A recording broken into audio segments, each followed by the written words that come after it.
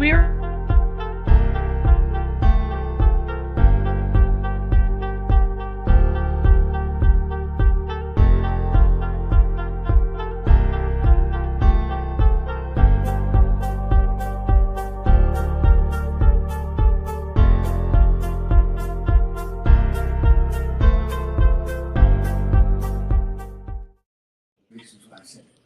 Hello, everyone, and welcome to this evening's edition of Literary Nights with Unsolicited Press. Today we have a poet and a fiction writer joining us, Robin Lee Lear and Mary Paola, or MP, who will be reading from their works. But before we begin, I would like to remind everyone to smash the like button if you're following us on YouTube, or subscribe. Also subscribe and also follow us on Instagram, which is the other place that you will be able to hear our readings. Also, if you want to make any comments or have any questions for our authors, feel free to put them in the comment section of from wherever you're watching, and we will be able to see those comments. So thank you everyone for joining, and welcome to Robin and Mary Paola. So I think we will start with Mary first because we usually go in alphabetical. Oh, yeah, that's right, alphabetical order. And thank you so much for joining us. Hi, I'm reading from my book that was released yesterday. It's called Can I Have a Hug First? It's a collection of short stories, and many of them were monologues that I performed while I danced in a former life. And this is one of those. It's called A Magnet for the Weird and Desperate. And when I start, if Rosalie or Robin, if you can't see me well enough or something, you can interrupt me, because we're going to try to do this where I'm reading from my iPad. I have some vision issues. Thank you so much. A Magnet for the Weird and Desperate. I never open the front door to anyone, not even to someone I know. When I hear knocking, the first thing I do is drop to the floor and crawl like a baby. Sometimes I log roll. The reason for this is simple. Our front doors have windows from the waist up. Believe me, in my next house, there aren't going to be any windows, at least not in the doors. Anyway, once I am eye to eye with the weather stripping, I scrunch onto my knees, hold my breath, and lift the flap over the mail slot just enough to peek at the person's face. If I don't know the person, wouldn't know them if they were sitting in my soup, I lower the flap and wait for whoever it is to leave. But even if I know the person, I refuse to open the door unless someone else is home. You never know if this friend or acquaintance has had an out of the blue personality change. If that's happened, and believe me, it can, at least someone like my husband can verify that it's not me who's turned into someone else. You may scoff at the idea of a friend's or an acquaintance's metamorphosis, but as a magnet for the weird and desperate, I've experienced just that. Sure, the weird and the desperate usually are the unfamiliar. Take, for instance, the two guys who put a curse on our house when I wouldn't pay them to repair one of our banged up cars. Just a little FYI, they relented on the curse once I gave them the requested paper products along with a carton of milk. I think the carton of milk clinched the deal. One of the guys guzzled it down straight from the spout. But don't think the weird and desperate are always the unfamiliar. One morning, I woke to wild pounding on the front door. In a panic, I ran down the stairs, pulling on a bathrobe. Through the window, I saw a tall, unshaven neighbor also in his bathrobe. Up to this point, I'd only seen him in a suit, even at the pool club. Hi, Bill. I hope that was still his name. Can I borrow $100 right now? He talked to me through the window like I was a bank teller. Ellen is on fire on 95. That is, the car's on fire. I need the money to have her towed home. The car, I mean, with her in it. Oh, and small bills would be better. Or how about the time my 65-year-old neighbor, a children's librarian who always wore Birkenstocks and flowing muumuus, appeared on my porch in a leather miniskirt and cowboy boots, nuzzling and kissing her teenage daughter's boyfriend. They wanted to know if they could take a drink out of our hose, which I thought was really polite. I mean, if I'm thirsty and I see a hose, I'll just take a drink. So why then, on a balmy afternoon in late November, did I open the front door to a total stranger? How, in a matter of seconds, did I go from a totally sane, normal human being to a rash, unthinking whack job? Here's how it went. I was in the kitchen making dinner. My 12-year-old daughter was, as usual, practicing the piano in the front parlor. My son was at basketball practice. My husband was in the middle of a 3-hour seminar coaxing students to stay awake and discuss giants in the earth. I don't know what's wrong with these students. I love books about mentally ill people, and books with mentally ill people are even better. Without any person taking too literally the sign, "Doorbell doesn't work, please knock loudly," began banging on the front door right through, or should I say over, my favorite Chopin prelude, Agitato, that my daughter Priscilla played with particular feeling. I rushed to the door with a head of dripping lettuce in my hands. Something about the Chopin mixed with the loud knocking, mixed with the visions of the bleak South Dakota prairie, persuaded me to confront this loud knocking person head on. No crawling, no log rolling. Through the window, I stared at a very tall man in a too small jacket waving my checkbook back and forth. I knew it was my checkbook because of the dried egg yolk on one corner. A stubborn splotch I tried very hard to wash off. I'd even tried scratching it off with a nail file, slicing my index finger. Fixated on my checkbook, I began to unlock the door when the man coughed without covering his mouth. I jumped back and covered my mouth, although I'm afraid of very few things, afraid of tuberculosis. But something about the man's gaze against the background of steam rising from the street on that tropical winter almost evening reminded me of the terrible finality of everything in Casablanca. And I unlocked the door and offered the man my wet hand. He held on tight. Priscilla stopped playing the Chopin. And in the silence, the three of us waited for something to happen, like the end of the world. Finally, he spoke in a rich baritone. I found myself sitting on a bench behind Hope High School, quite a distance from here, when I reached under the bench and my hand hit upon this checkbook, which I believe is yours. I've walked far and wide to hand deliver it. He paused. I could have, after, simply slipped it in the mail slot. I gasped. Picture the checkbook sliding through the slot, hitting the floor, and our family forced to evacuate rather than risk potential exposure to anthrax or other types of lethal contamination. He widened his eyes, nodding. You may think my effort extraordinary, but to me, it's called honor. Plain and simple.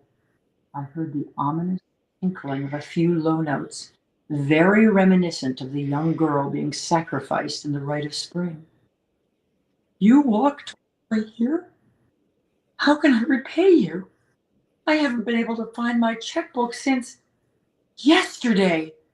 He smiled, revealing straight yellow teeth with sharp incisors. Also yellow were the whites of his eyes, and I did my best to block out the symptoms of hepatitis that echoed through my brain. Someone must have slipped a hand into my purse, taken my checkbook, and then stowed it under that bench with a plan to return for a few checks, but only now and then. We both raised our eyebrows, me about an eighth note after him.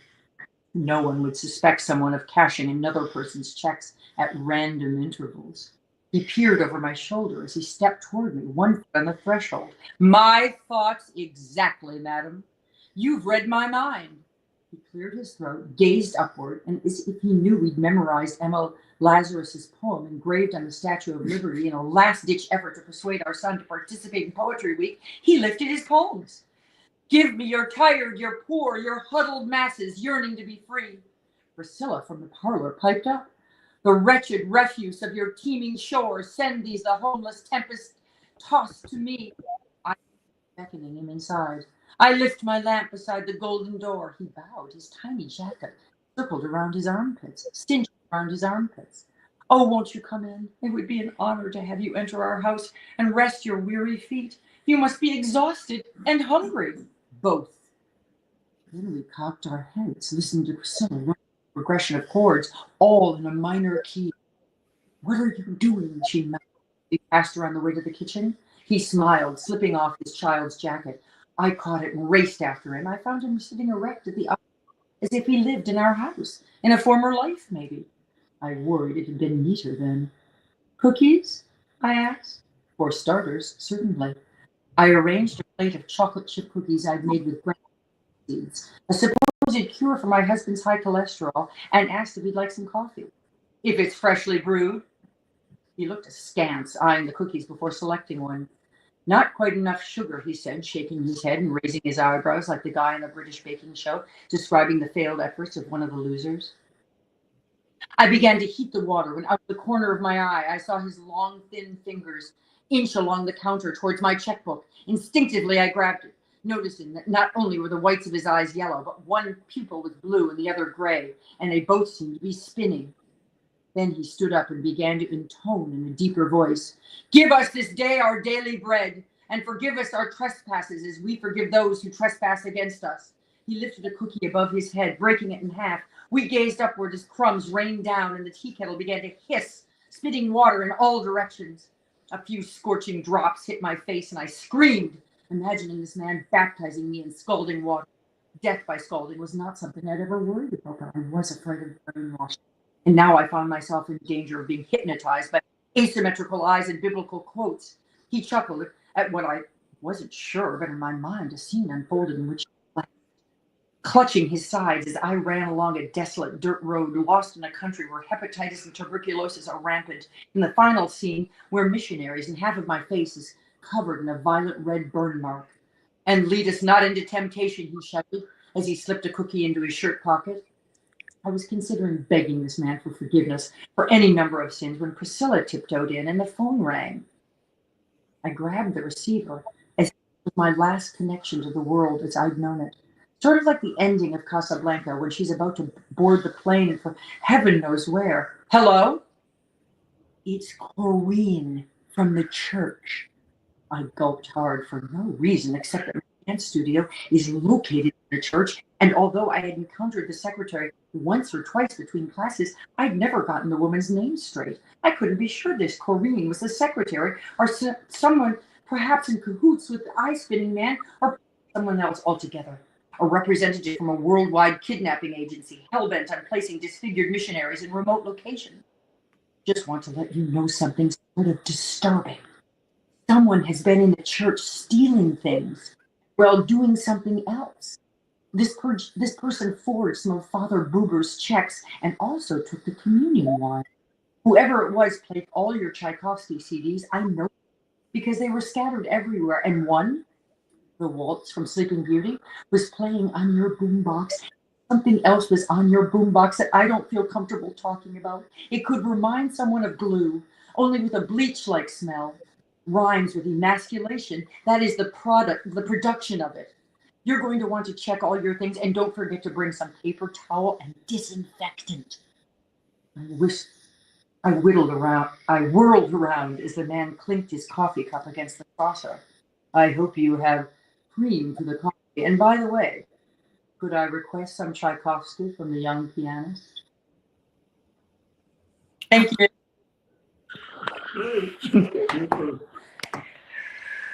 Yeah. Wonderful. Thank you so much, Mary Paula. Oh, thank you. I hope it wasn't too long. That was fine. It was absolutely perfect. And now Robin. All right. So I'll be reading from Ekphrasis as Divination and Incantation Catalog. And really, if I wanted to sort of give a quick answer as to what this book is trying to accomplish and honestly fails is I don't believe that. it's seeking, well, it lives as a love letter to community and collaboration, and it's really lives more as a thought experiment for how I was trying to understand what purpose and what the role of art could be during the pandemic, when Theo Hull, the artist whose work I engaged with throughout the collection, gifted me a pack of divinatory cards. So I'm going to read just a brief snippet from the introduction, because the work is pretty experimental. And then I'll probably read just 3 divination poems to us this evening. So the introduction, this collection is composed almost entirely in the form of found language from Theo Hall's writing on the mythos surrounding their deck of fortune-telling cards entitled The Young World. The language used also comes from Kandinsky's Concerning the Spiritual in Art, T.S. Eliot's The Wasteland, Waite's The Pictorial Key of the Tarot, written in 1911, and was likely the work Eliot referenced when he was writing The Wasteland, and The Tarot of the Bohemians, the most ancient book in the world for the use of initiates, Keats's letters, and a few phrases I collected along this journey. So the work is primarily composed in found language, and I think the part that was the hardest for me in braiding these voices together is that it spans a really wide sort of expanse of time. So we have the text by Waite, and then Theo Hall, and Theo Hall is writing currently. And so the goal was to braid the voices together and wanting you to experience each poem as the voice chorus or singular voice. But for the curious reader, I wanted you to be able to find where the found language originated from. So probably my favorite part of the collection is that the voices of each speaker is in a different colored text. And so it's kind of my fuck you to William Faulkner. He originally wanted The Sound and the Fury to be published, the Benji section to be published in color, to help the reader determine where Benji was in time. And so my book is published in color. So I'll read our first divinatory reading. Before we were learned, we were magic when we were magic.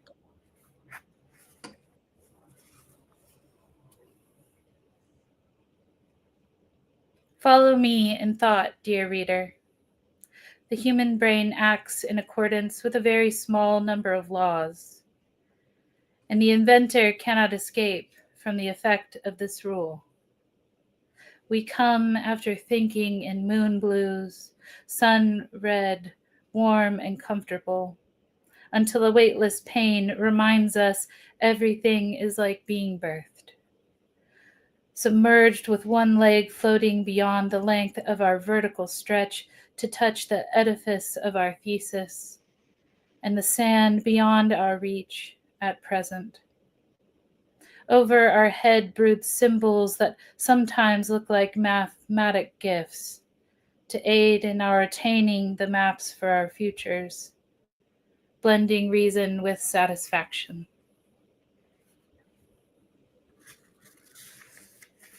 Your second reading.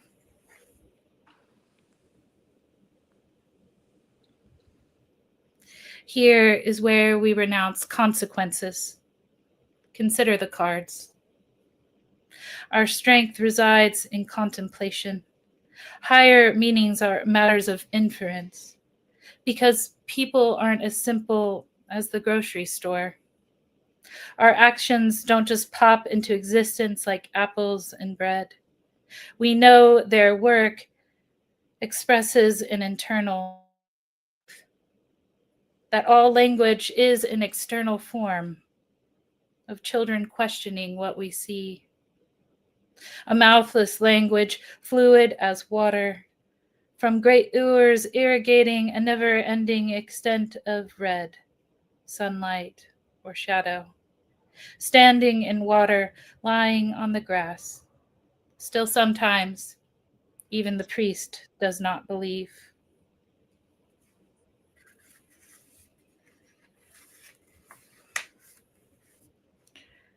And then our future.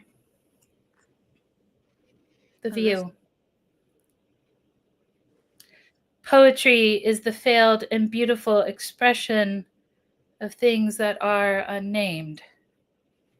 Nevertheless, we know the window frames this work's wicked pack of cards. Here, said she, is your card. The view still remains to be written. And now we'll do our second divinatory reading. The title of this section is Reminiscing Over the Sea.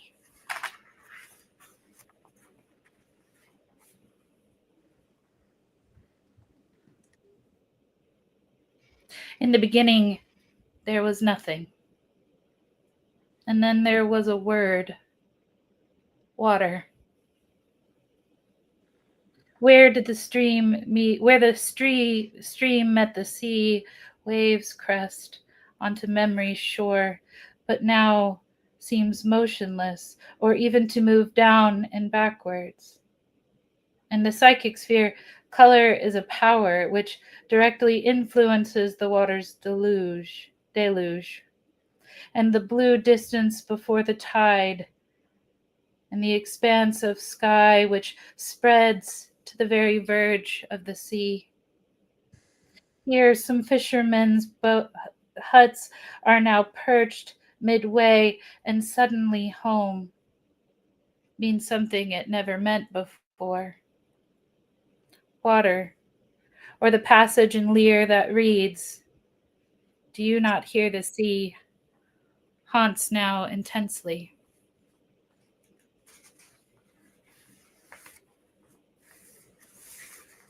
Our present. The first. I am fishing in the dull canal on a winter evening, round behind the violet green tree shadows. Light dispersing into fragments, I wade into the water. The pleasant green smell that fills the forest is replaced, and the first says to me, "Yes, I am your mother." And the second says to me, "Yes, I am your father." It is this first lie that creates the whole universe. I am the first to hear the thunder beginning and become intoxicated with light and atmosphere. I see nothing but pleasant wonders, and I think of delaying here forever in delight.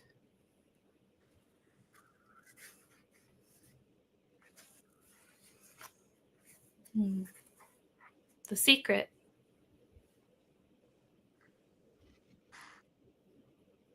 We soon forgot we were, as we spoke this new world for ourselves.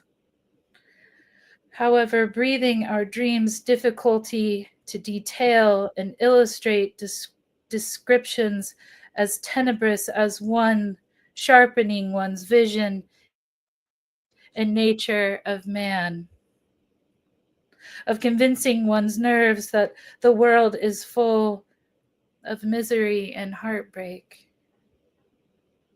And then so easy did the conquest of art appear.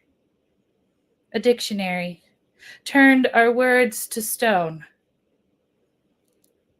but water moved around them and expanded. Whenever we write, say a word or two on some passage, we find we cannot exist without poetry. That is something that no creation story will tell us without relying on poetry. And then this is our last divinatory reading. And one of my mentors, she said, to make sure that when you publish a book, that you add a poem that nobody has read right before it goes to print. And this ended up also being one of my favorite poems. So when someone told me a joke years before I started listening,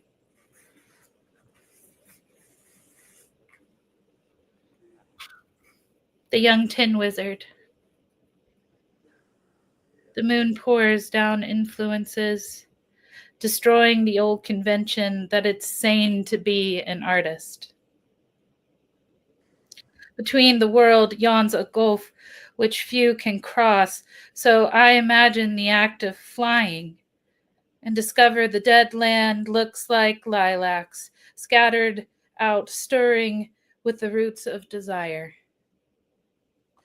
If I libel my own muse as a relic of the day, dull memories still pursue. For a butterfly winging its way cannot grow to be a moth, and I cannot occupy paradise or an earthly body with a serpent twining round my neck for the world.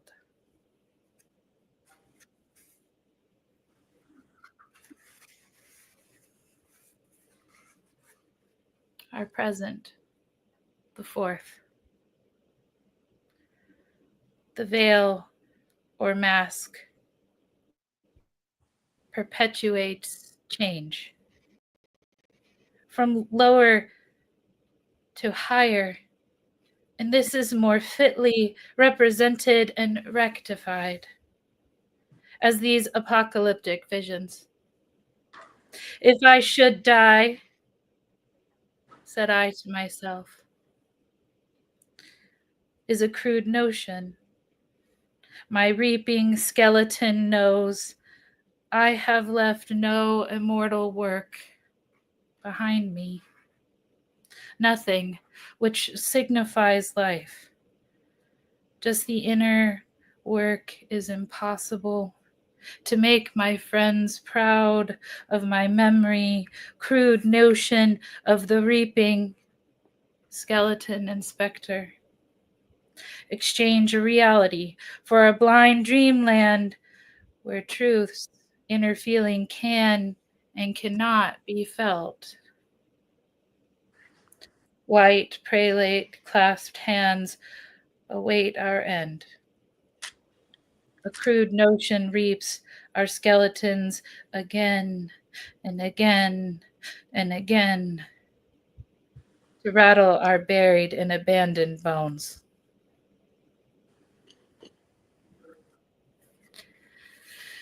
And our last future divination for tonight is the joke.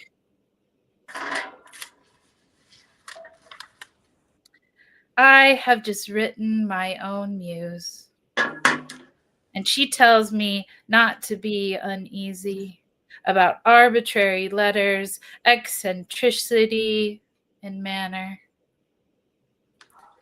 This is simply the card of human love. Here you are, she says, and who might you be? With a warm greeting between vice and virtue, don't worry, she laughs and closes her eyes and fits her hands around her own neck. In a sense, this card is a mystery, a change in form from form of consciousness. Just don't tell, she says with a wink. It will be our secret. Now comes the real show.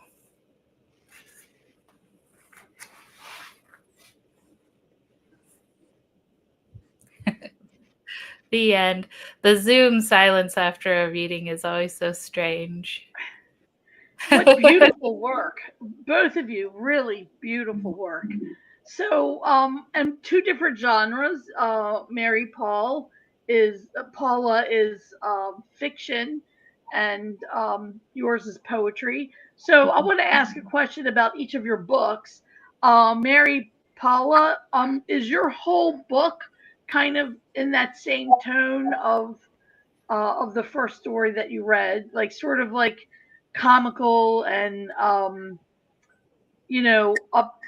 turns on like unexpected. So is the whole book filled with stories like that?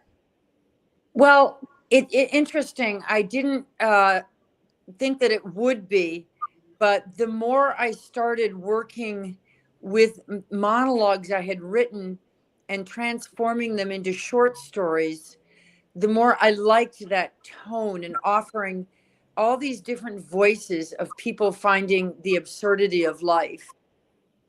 and living through these situations that they survive and get through. And yet, you know, are they making their own reality? Is the reality from outside themselves, or is it from within? But I guess to better answer your question, I'd say maybe at least a third, maybe half. But then there's one, I think, very sad story in it.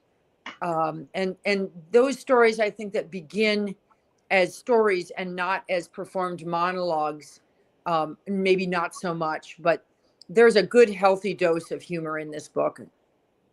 Yeah, that I was wondering because that book it sounds like it's sort of laugh out loud, and it's something that all of us can resonate with because you know, our society has changed so much. Back in the day, people got special cakes and stuff to welcome company in. And now when people knock on the door, we're automatically suspicious of them. Like, who are they? Yeah, What do they want? What are you doing here? Why didn't you call first?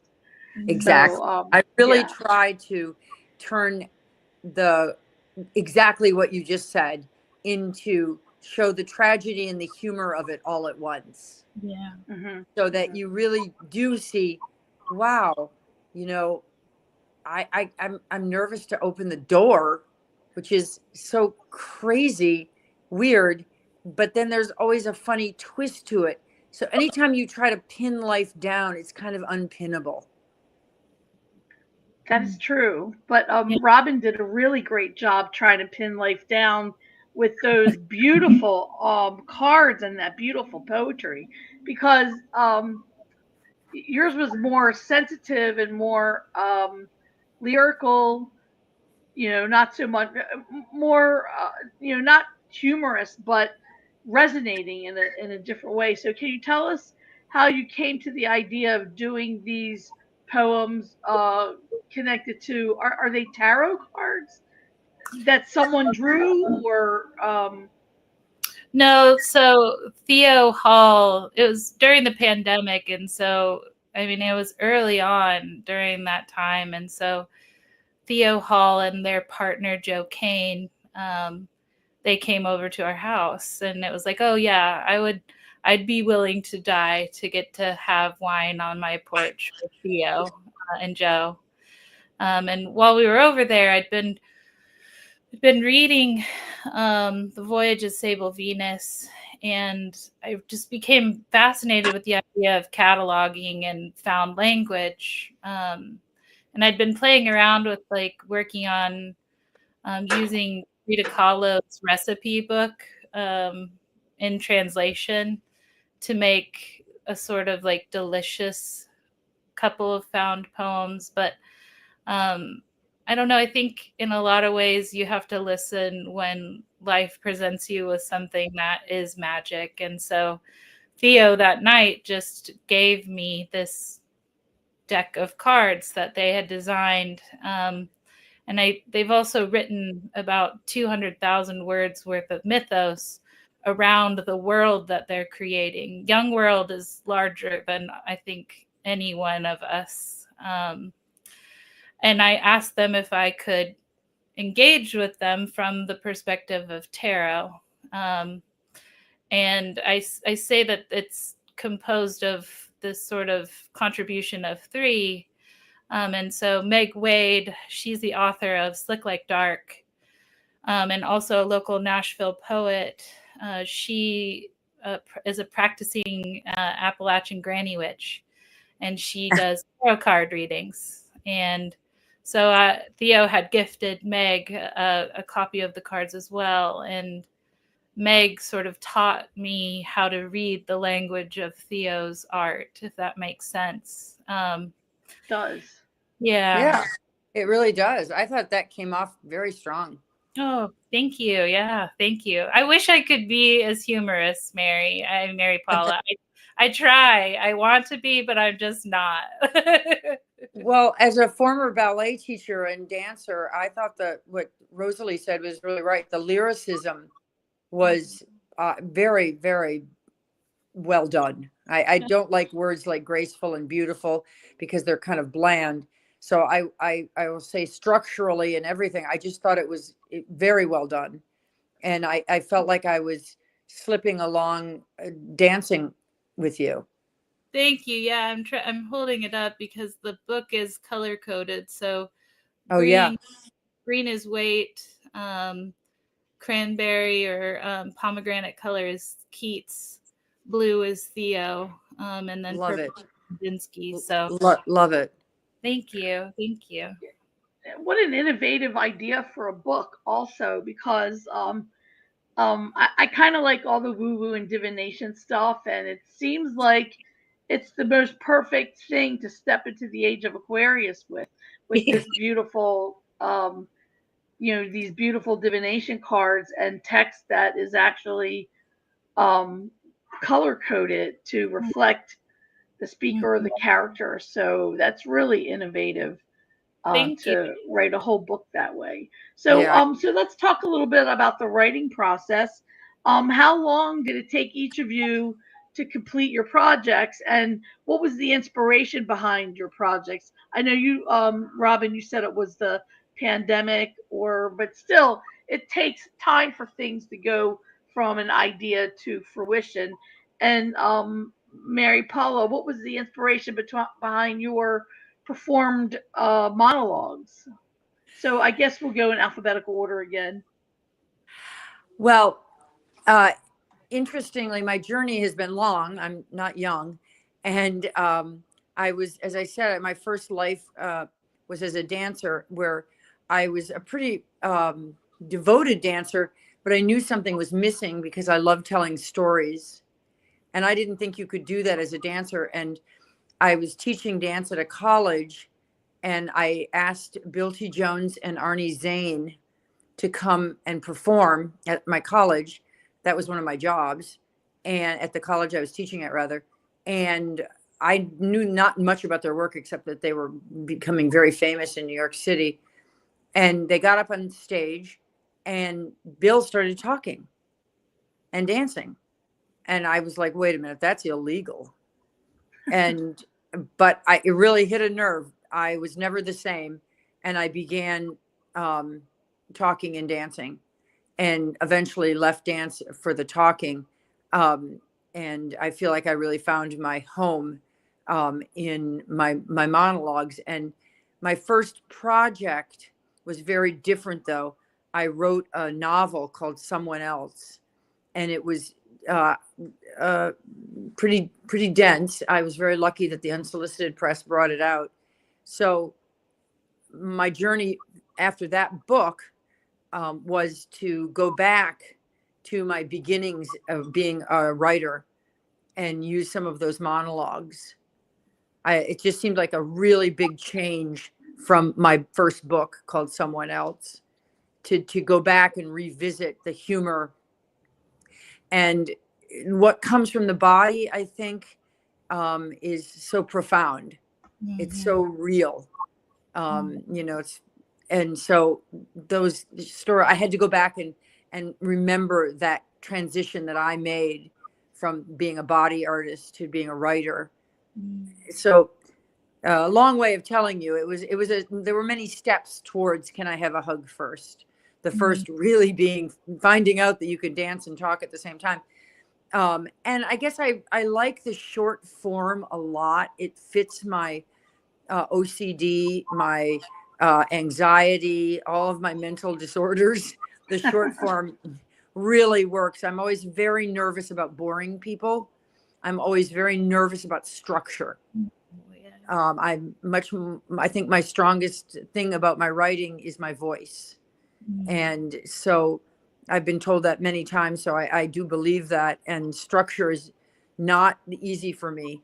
So the short form seems not easier in any way than the long form, but the structural part of it for me, I can master better or more easily.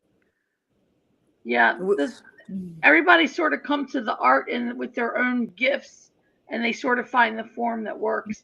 I think so. Yeah, and so Robin, do you have other books out? Is this your first book of poetry? Do you write anything in addition to poetry, like creative nonfiction or fiction. I find that a lot of authors on who are doing stream readings have other artistic outlooks or outlets. Yeah, no, this is my first collection. I'm nearing the end of my second collection, which is titled Yonderling. It's kind of looking to explore place from the perspective of someone in the South whose mother was adopted. And I'll someday finish that. I have a goal to finish it this summer. But do you mind repeating your question again for me? Sorry, my brain wandered off for a second. Oh no, I totally get it because my brain wanders as well. Do you do any other literary work, or do you write other things in addition to poetry, or do you consider yourself strictly a poet, or do you do artwork? I definitely I do dabble in visual art. I work as the creative director for April Gloaming Publishing, which is a Southern press out of Nashville. And I find that I do many strange little behind the scenes things for April Gloaming, and in a few of our covers as well. Not very many in comparison to some, but no, I think that as much as I want to call myself a poet, I think, yeah, I'm a poet. Above all things, I write essay, but I want Robin writes some notes. That's hilarious, Mark. I do. I mean, let's be real. I also love to write savage emails, if I'm going to be honest. But I wouldn't have suspected that. Yep. No, I love a strong email, but no, yeah, I think poetry is definitely like the medium that my brain fits with best, if that makes sense. Every now and then I will write an essay, but it always feels so foreign to me, so yeah. So how do each of you approach the writing process? Do you each have a daily discipline? Do you wait till the inspiration hits you? I actually, as a writer, feel like if you wait for inspiration, you'll be waiting forever.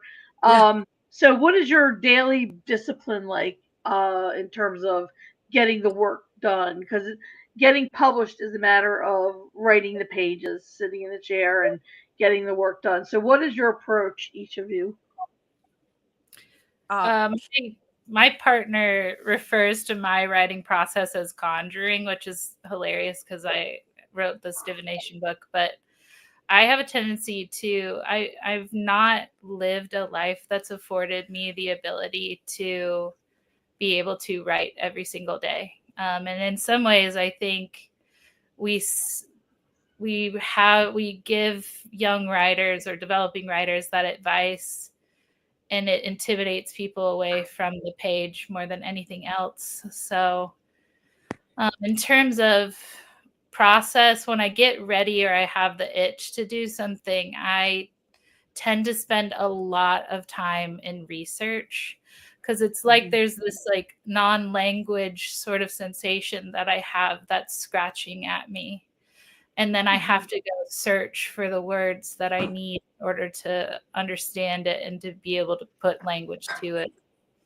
So then I build up the energy almost enough to finally psych myself out enough to write in the first place. I think authorial anxiety is definitely something that I fight still every day. So I don't think you're alone in that. I think many writers can talk about having the authorial anxiety of sitting actually down there and grappling with the words. Yeah. What about you, Mary Paula? How do you approach the discipline of writing? I do write every day, and I really relate to what Robin said about, not everybody has that a time frame. They might have to, have a day job or whatever.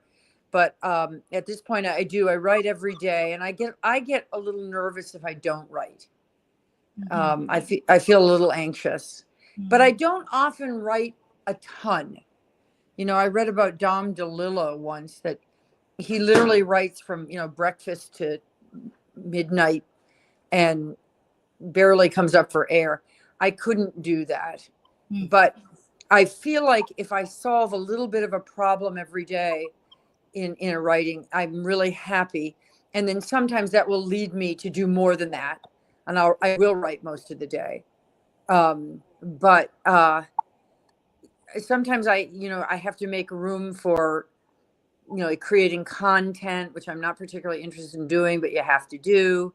And that kind of stuff. So I'm consumed in a lot. I am a pretty, I don't consider it discipline. I literally, it's for my mental health. I really have to do something in my writing every day. Yeah. I really I don't feel good if I don't. It's just that simple. I can see that you're writing, Mary Paula, that you are a dancer, because you have the sort of like effervescence in how you move between your descriptions and joy. It was refreshing to hear your. Thank you so much. Dance saved my life, and sometimes I resent it because I feel like it took me away from what I really want to do, which is writing. But it really did give me a lot. It really gave me a lot, and it did save my life. So I'm grateful to it. But I'm so glad I get to write now, and I don't have to go do a plie. I just heard someone say earlier this week that art is a lifesaver, and sometimes that art is the way that people can cope with their roughest times, their roughest periods. So and it's actually a little bit of resistance to do art, because what is it, bread and circus is entertainment. There's a big difference between entertainment, which is escapism, and creating art, which is actually an exploration of. Well, I think in order to just survive the time that we're experiencing, we need people to lean more into art. And really, I was talking to a friend of mine, this idea of radical joy, right? Joy as an act of resistance. My friend and poet Anna Conradi, and I think that is what we can't let people take that from us, if that makes sense. And that's what this collection was, in a sense, for me. I mean, whenever I try and find joy, I can't help but find pain. It just, the two end for me. But that's what the book was wanting to celebrate, one, the artists of my time, right? For me, like, what's the difference between Theo Hall and Mondrian, except for I studied Mondrian, and someday I think Theo will also be studied. Nice.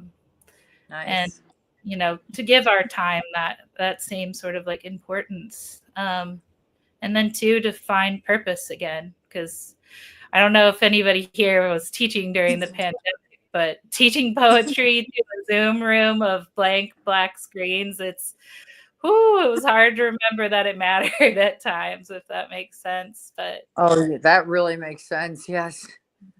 Or that there was people behind those black screens, whether they were awake or not is a different story, but they were listening. Yeah. I love the idea of radical joy. Can you expound on that a little? I think that in a lot of ways, we're being threatened to have joy taken from us.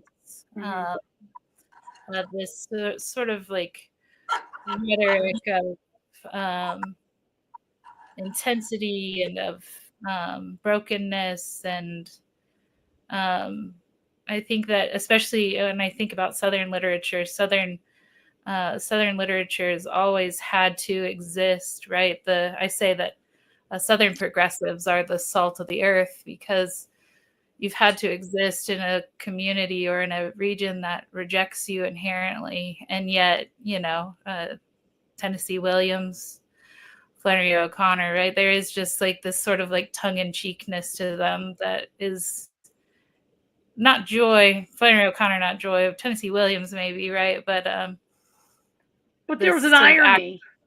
And there was a yeah. joy to Flannery O'Connor. I mean, her Yeah. story in which the ape comes with the movie and sort of thrills everyone, and then when the guy steals the suit and tries to get the same reaction, people run away frightened. In a way, it's kind of like, I know,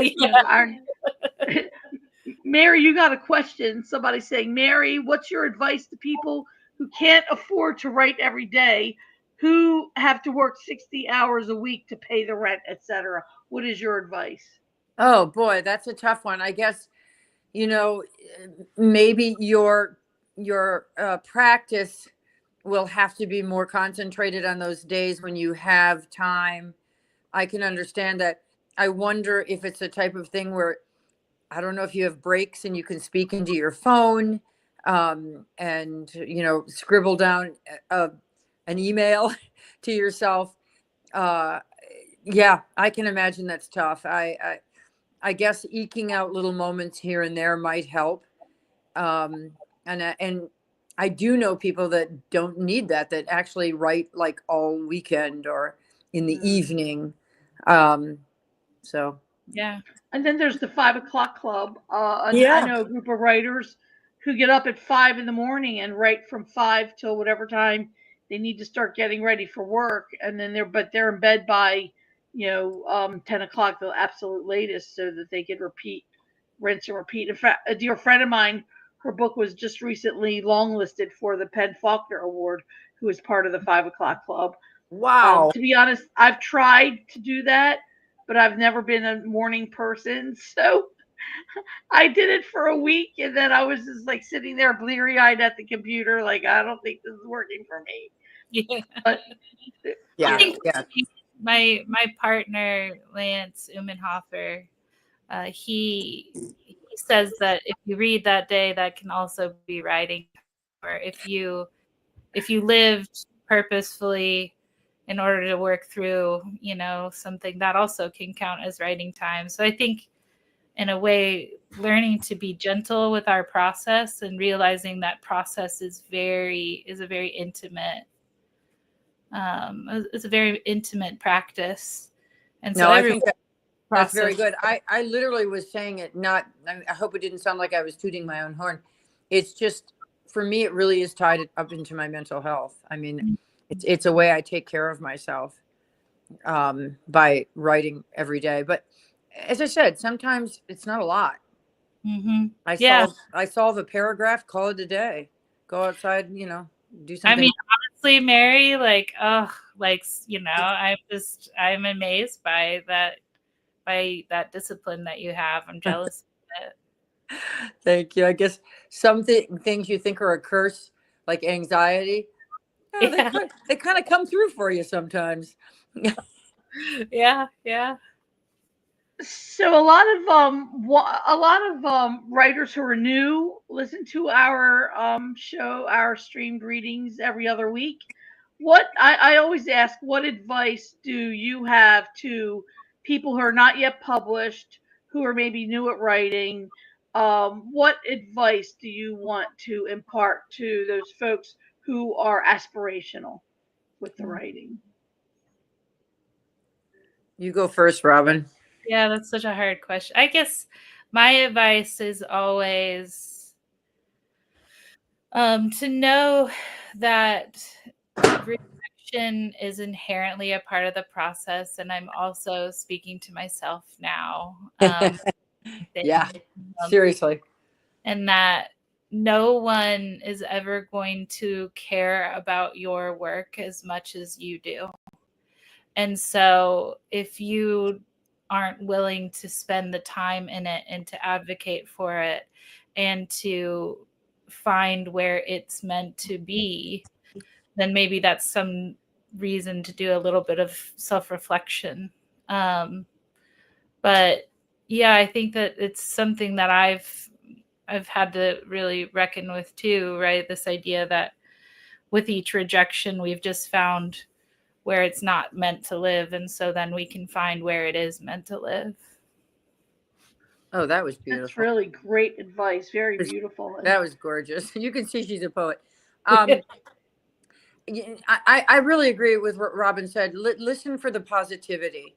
I had a writer much farther along when I started who said to me, "Oh, I don't feel like I'm alive if I'm not getting rejected." And she was someone I really admired, and she'd done very well. She won the Iowa's Short Story Award. And she said that. So I've always kept that in my heart. Like, being rejected is part of the process. And I think, as Robin said, believing in yourself. And if you're not believing in your work and your stuff, yeah, time to sit back and think about it. Where do you want to go with it? And somebody said to me, another thing that's kept near and dear to my heart is don't get married to your work. Always keep yourself clear-eyed about your work. Say, I'm going to put this in a drawer for a while because it doesn't define me, and I'm not feeling good about it, and I'm going to go do something different now. Mm-hmm. There's no set rules. Final thing I'll add that really resonates with me is you're always a beginner. Yeah. You're always starting afresh with those principles that you know and you've honed and you love and you hold dear to your heart, and you're always going back to them. Yeah. And it's always a new day. But try to keep the love in your heart. I'll say one thing to add too. I think finding readers whose perspective you can really trust as part of the revision process is so important. Yes. Yes. I can't thank Marie Cresson and Michelle Castleberry enough for just their grace and willingness to sit with this text. And if it weren't for them, I don't know what it would even look like, So finding that community is so important, Yeah. That's a really good point.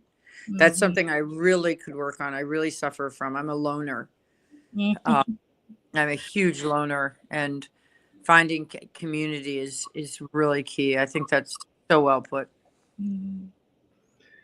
Well, I want to remind everyone, we have only 2 minutes left. I want to let everyone know that Mary Paula's book and I'm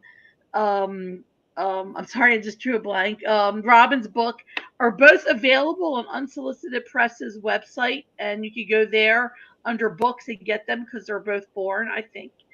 Also, our next streamed reading happens the 5th of March at 8:30 Eastern time and 5:30 Pacific time. So figure out, the zones in between. We hope that you will all join us again for that show. And I'd like to thank Robin and Mary for joining us. What a delightful evening. I always feel very inspired after I hear this magnificent work.